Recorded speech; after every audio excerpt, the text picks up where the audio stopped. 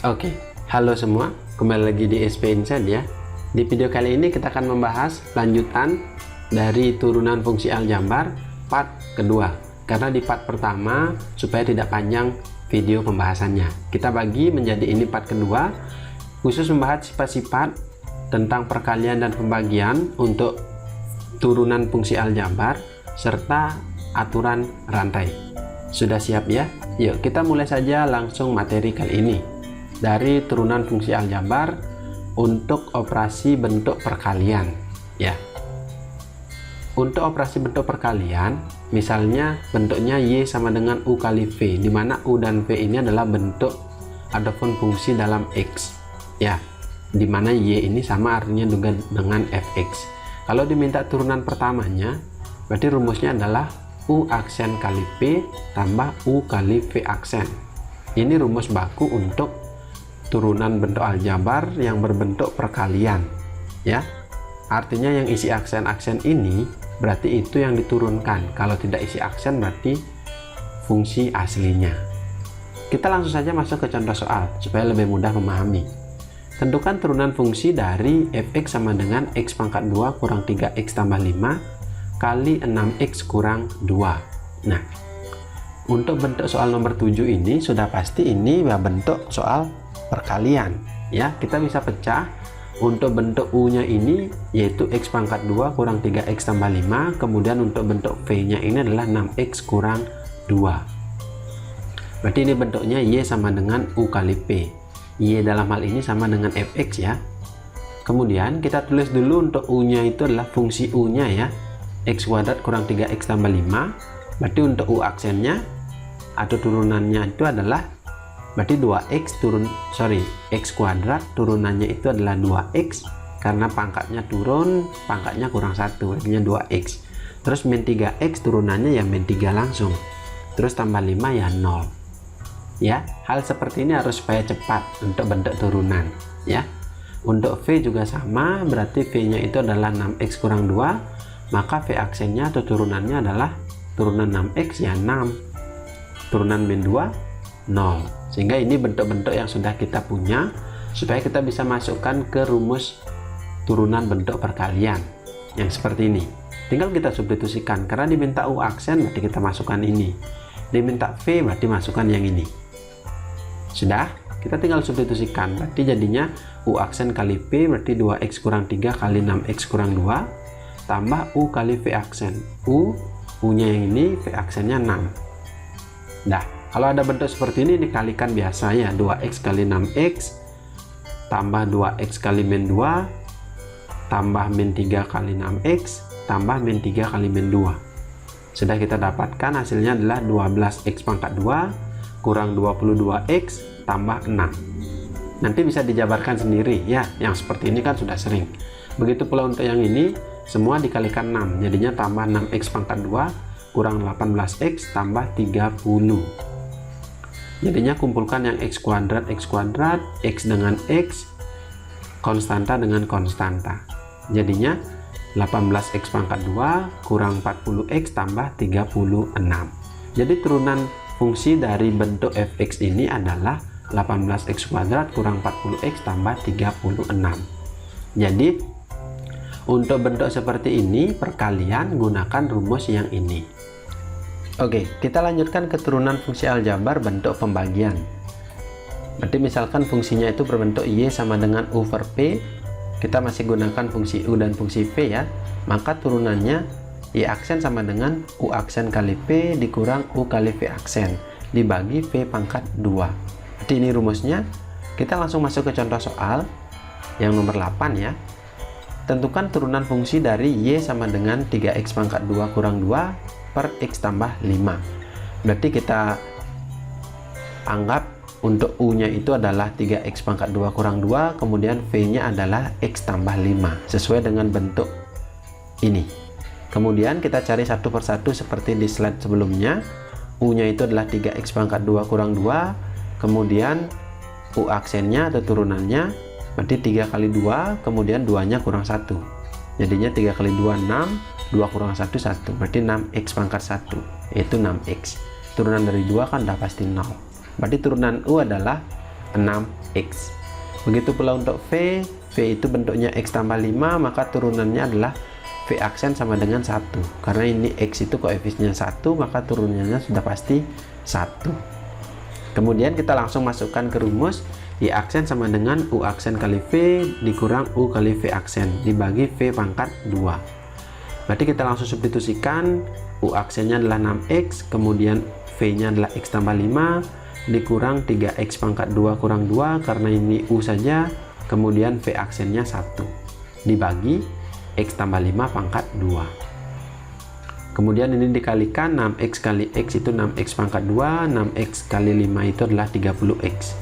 Kemudian dikali 1 kan tetap, jadinya kurang 3X pangkat 2 kurang 2. Nah, untuk bentuk penyebutnya ini ya, kalau pembilangnya kan tinggal operasikan ini dengan ini, selesai sudah.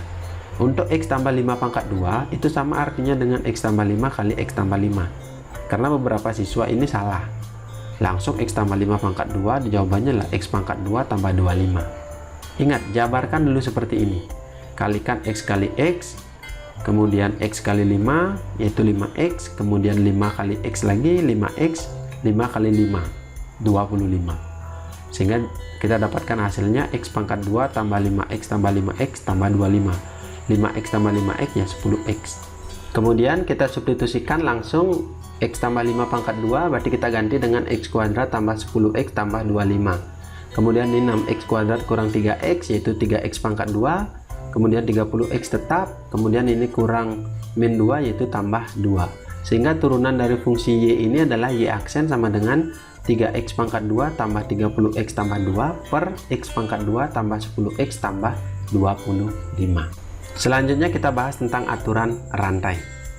Misalkan Y sama dengan F UX, artinya di dalam fungsi F itu ada fungsi U dalam X, di mana F dan U adalah fungsi-fungsi yang memiliki turunan. Maka turunan dari fungsi ini ya kita dapatkan Y aksen sama dengan F aksen UX dikali U aksen X. Artinya namanya aturan rantai kan dia nyambung. Berarti yang pertama kita turunkan dulu di luarnya ini, berarti Fx nya, kemudian kita turunkan selanjutnya adalah Ux nya, atau bentuknya menjadi dy per dx sama dengan dy per du kali du per dx. Ya mungkin dirasa ini dilihat terlalu ribet ya, kita langsung ke contoh soal, nanti lebih mudah memahami ya. Kita masuk ke contoh soal yang ke-9. Diketahui fx sama dengan 5x pangkat 2 kurang 3 pangkat 9, maka tentukan nilai dari f aksen min 1.